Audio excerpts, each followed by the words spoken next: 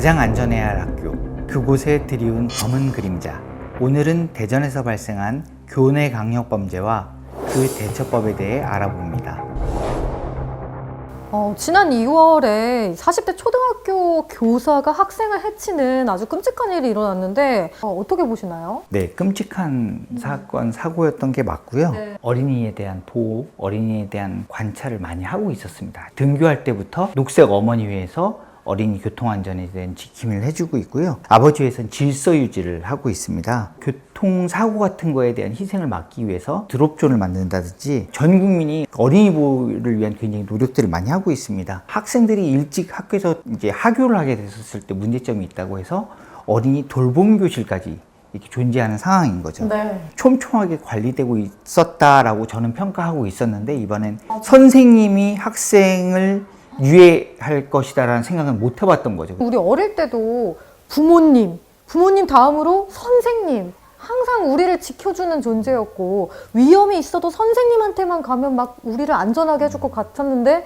이번은 정말 그런 관념들마저도 정말 깨지는 무서운 사고였던 것 같아요. 그렇죠. 학교에 선생님을 믿고 보내는 거지 않습니까? 이제 거기에 대한 신뢰가 깨졌다는 데 큰 문제가 있고요. 사회적으로 어떻게 안고 처리했어야 되느냐를 우리가 고민할 때가 된 것 같습니다. 그러면 그 선생님 개인의 어떤 개인적인 문제라고 보면 될까요? 뭐 정신질환이 있거나 폭력성이 있다고 해서 모두 살인을 저지를 수는 없겠죠. 그래서 예기치 못한 사고고요. 되게 약점을 파고들었죠. 네. 그런 측면에서 저는 이게 테러의 일종으로 봐야 되지 않는가 생각을 하고 있습니다. 사실 테러하면 폭탄 던지고 저는 그런 이미지가 떠오르거든요. 이 사건도 테러라고 볼 수 있다는 건 어떤 얘기일까요? 우선 테러의 법적 의미가 있고요. 그다음에 테러의 사전적 의미가 있습니다. 법적 의미를 보게 되면 정부나 주요 행정기관에 대하여 폭력을 쓰는 경우라고 정의가 되어 있고요.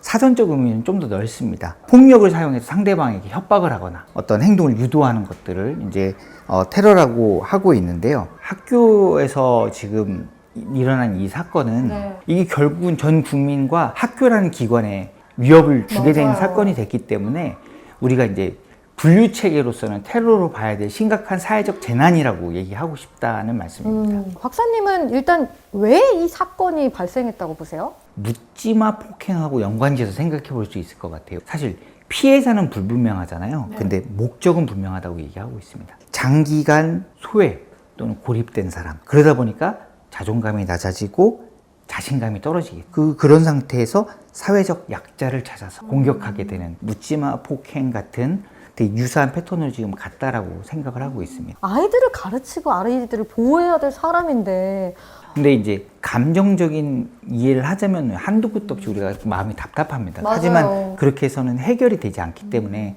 좀 객관적으로 감정을 빼고 선생님이라는 직위와 직책으로 그러면 안 된다는 건 아닌 거죠. 그러니까 사람으로서 그게 가능했냐를 좀 더 생각해 봤으면 어떨까 생각합니다. 근데 다른 나라에서도 좀 이런 학교에서 뭐 묻지마, 살인 이런 문제들이 발생하기도 하나요? 미국에서 굉장히 총기 난사 사고가 학교에서 발생을 하고 있습니다. 매년 보면 20건에서 40건 정도가 계속 발생하고 있습니다. 근데 이런 거에 특징이 좀 있어요. 중학교 이상의 학교에서 발생을 합니다. 또 하나가 가해자가 대부분 학생이에요. 그러게요. 그 이유를 살펴보면 우선 익숙한 학교에 대해서 테러 대상지로 삼았을 그러니까 학생들이 학교에서 보내는 시간이 많으니까 그래서 학교에 와서 테러를 했다고 생각을 하고 있고 두 번째는 중학생 이상 정도는 돼야 총기를 다룰 수가 있죠. 너무 어리면 못 다루니까.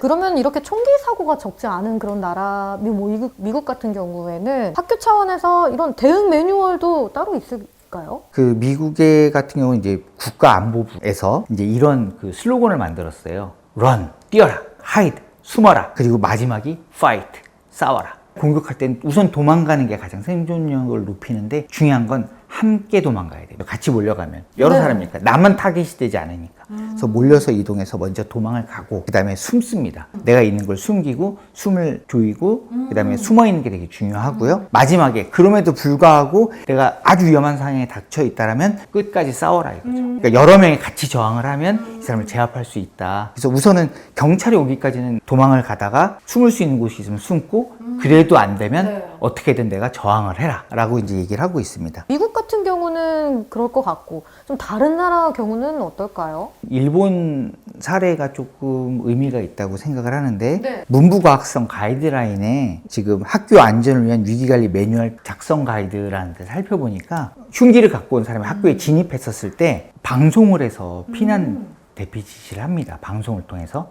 근데 방송을 할 때 네. 은어를 씁니다. 무궁화 꽃이 피었습니다라는 방송이 나오면 오. 선생님도 학생도 지금 대피하라는 소리구나를 약속을 미리 해놓는 거죠. 공포 완화 효과를 좀 주기 위해서 은어를 써서 이렇게 대피를 할 수 있도록 방송을 하고 이제 이런 사태에 대피하는 피난 동선 어떻게 보호하고 선생님이 어떻게 방어할 건지에 대한 약속을 지켜서 훈련을 하고 있는 것으로 나타났습니다. 납치돼 있는 상황이라면 뭐 손가락을 어떻게 들면 이렇게 딱 알아서 이렇게 도와주고 뭐 이런 손 구호도 있던데. 예. 내가 납치를 당했다든가 억압을 받고 있는 상태인데 말을 할 수가 없을 때 손짓을 이렇게 하는 표시가 있습니다. 그런 것들도 있고 물에 빠졌을 때 해야 되는 행동이 있습니다. 양팔을 들어서 이렇게 그러니까 난 지금 빠졌다 들어갔다 하는데 양팔로 이렇게 표시를 하게 되면 이게 내가 지금 물에 빠졌으니 구해달라는 신호인데 우리나라는 교육을 그렇게 받지 않아서 상대가 이렇게 하면 뭐라고 하냐면 안녕하세요 라고 대답을 해요. 구조 신호라는 걸 서로가 알고 있어야 되는 거죠. 그럼 아주 어렸을 때부터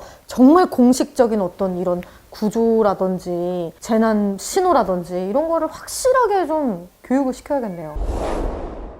그럼 우리나라의 경우에는 다른 나라처럼 이렇게 학교 차원의 안전대책 같은 게 어떤 게 있을까요? 우선 대표적으로 학교 안전 지킴이가 있습니다.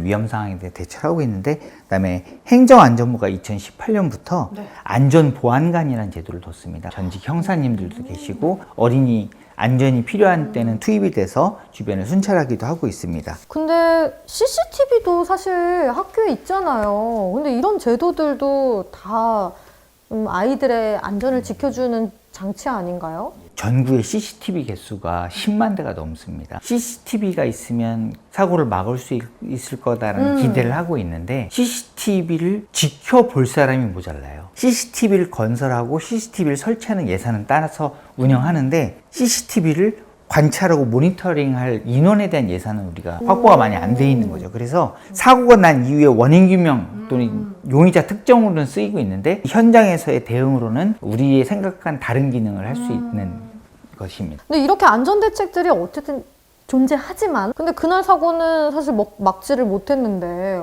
어떻게 좀 해결할 수 있을까요? 이건 예방밖에 답이 없습니다. 피해자가 약하기 때문에 대응할 방법이 없습니다. 절대 그런 일이 안 나올 수 있도록 해야 되는데 하나는 이게 일어나면 큰일 난다는 거. 벌금이라든가 형벌을 높여서 이걸 하면 내가 큰일 나겠구나라고 하는 방법이 하나 있고 또 하나는 그를 엄두를 못 내게 하는 거죠. 그럴 수 있는 기회를 안 주는 방법이 있을 것 같아요. 사실 뭐 기회를 주지 않는다는 것 자체가 물리적으로 어려울 수 있습니다. 군대에서 비슷한 상황이 있습니다. 전우조라는 게 있습니다. 근데 전우조라는 건 뭐냐면 2명 또는 3명에게 조를 짜줘요. 밥 먹을 때, 화장실 갈 때, 잘 때 같이 다녀야 됩니다. 2명 정도, 3명 정도 짝을 이루어서 같이 다니게 한다는 거죠. 2명의 아이를 동시에 공격하기는 어렵고요.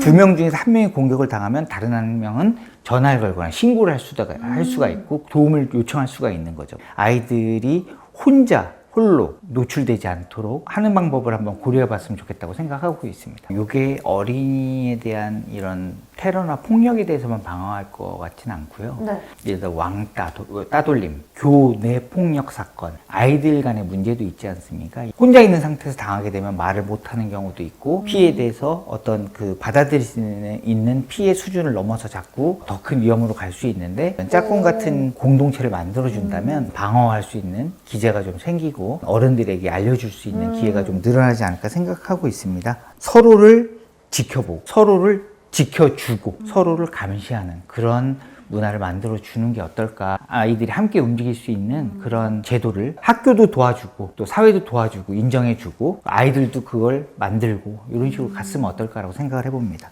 다시는 정말 이런 일이 발생하지를 않길 바라면서 좀 대처법을 오늘 한번 다시 정리해 볼까요? 행동 오령이라는 걸 만들었지 않습니까? 네, 행동 오령이라는 걸 만들어서 한번 만들어 봤는데요. 네. 먼저 run. 도망가라. 학생들이 위기에 처했을 때 해야 되는 행동에 대해서 말씀드립니다. 숨어라. 우선 문제가 생기거나 위협을 당하지 않을 수 있도록 숨어라. 그런 상황들이 안 된다면 맞서 싸워야 된다. 힘없이 저항하지 않을 수는 없다는 게 있고요.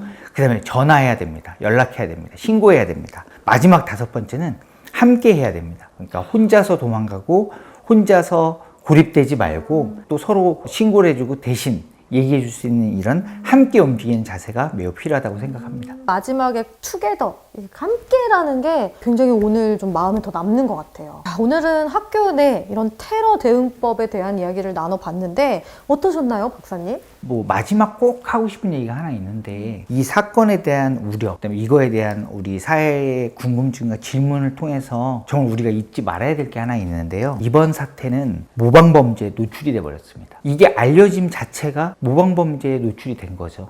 우리가 좀 더 예방과 그다음에 대응을 위해서 준비를 많이 해야 되고요. 선생님이 할 짓이 아닌 걸 했다라고 해서 직무나 직업에 대한 혐오를 안 가졌으면 좋겠습니다. 그래서 그런 상황에서 국민적 관심과 어린이들에 대한 보호가 계속 되었으면 좋겠다고 생각합니다.